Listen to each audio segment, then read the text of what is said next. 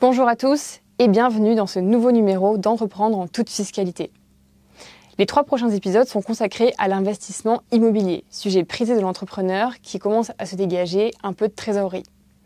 Dans ce nouvel épisode, nous allons vous présenter un arbre décisionnel qui vous aidera à choisir la structuration idéale pour votre futur achat.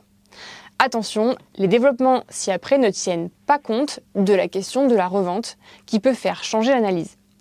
La première question à se poser est celle de la génération ou non de revenus par le bien à acheter. L'acquisition est-elle faite pour générer des revenus ou pour investir dans un bien qui sera votre résidence principale ou secondaire à conserver, voire à transmettre?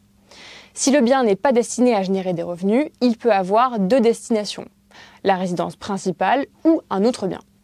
L'acquisition de la résidence principale peut être réalisée de plusieurs manières. Mais il est souvent plus simple de le faire en direct pour simplifier la gestion et limiter les coûts.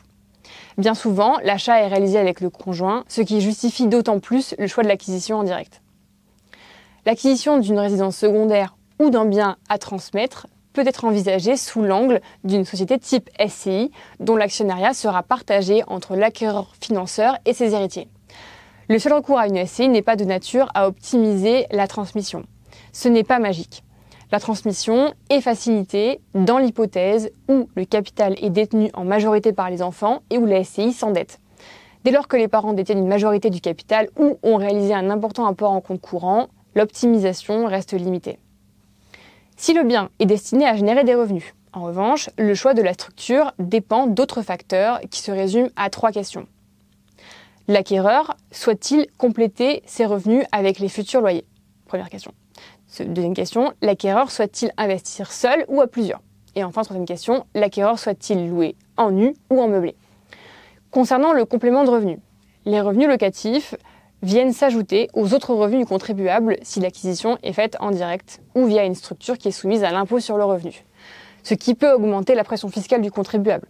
Si le contribuable ne compte pas toucher à ses revenus locatifs, il est donc plus souhaitable de lui créer une opacité fiscale pour éviter que les remontées locatives ne le pénalisent directement. On considérera alors plutôt une forme opaque type SCI à l'IS ou SAS. Concernant l'investissement seul ou à plusieurs, si l'investissement est fait à plusieurs, il est toujours pertinent d'éviter l'indivision, ce qui conduit à conseiller le recours à une société, type SCI à l'IR ou SARL de famille, si les revenus veulent être appréhendés in fine. Concernant le type de location envisagée, le choix aura des conséquences fiscales non négligeables. Le choix d'une location meublée fait basculer l'acquisition dans un schéma commercial où les sociétés utilisées seront par principe soumises à l'impôt sur les sociétés. Si le contribuable souhaite toujours appréhender les revenus, il devra passer par une société type SARL de famille plus contraignante. La location nue entraîne une imposition des bénéfices dans la catégorie des revenus fonciers, que l'acquisition soit faite en direct ou via une société civile immobilière soumise à l'impôt sur le revenu. La location meublée entraînera une imposition dans la catégorie des BIC lorsque l'acquisition se fera en direct ou via une SARL de famille.